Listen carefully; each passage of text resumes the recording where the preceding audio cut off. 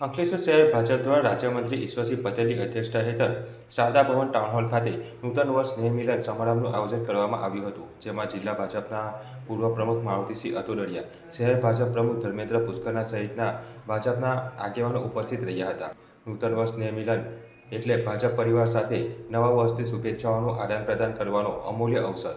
આત્મનિર્ભર ભારત સંકલ્પ અભિયાન અંતર્ગત અંકલેશ્વર શહેર ભાજપ દ્વારા અંકલેશ્વરના ધારાસભ્ય અને રાજ્ય સરકારના મંત્રી ઈશ્વરસિંહ પટેલની અધ્યક્ષતા હેઠળ નૂતન વર્ષ સ્નેહ મિલન સમારંભ શારદા ભવન ટાઉન હોલ ખાતે આયોજન કરવામાં આવ્યું હતું. આ સમારંભમાં શહેર ભાજપના આગેવાનો, કાર્યકરો અને મોટી સંખ્યામાં ગ્રામજનો ઉપસ્થિત રહ્યા હતા. આ તબક્કે રાજ્યમંત્રી ઈશ્વરસિંહ પટેલે ઉપસ્થિત સૌને નૂતન વર્ષની શુભેચ્છાઓ પાઠવી હતી. આ પ્રસંગે રાજ્યમંત્રીનું ભવ્ય સ્વાગત કરવામાં આવ્યું હતું. સાથે શહેર ભાજપના હોદ્દેદારો, કાર્યકરો, નગરપાલિકાના સભ્યો અને વિવિધ સમાજના આગેવાનો તેમજ સામાજિક સંસ્થાના આગેવાનોએ રાજ્યના મંત્રી ઈશ્વરસિંહ પટેલનું અભિવાદન કર્યું હતું.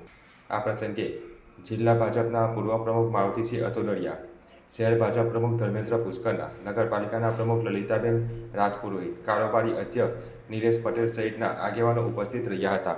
આજરોજ અંકલેશ્વર શહેરનો દિવાળી સ્નેહ મિલન કાર્યક્રમ રાખવામાં આવ્યો હતો.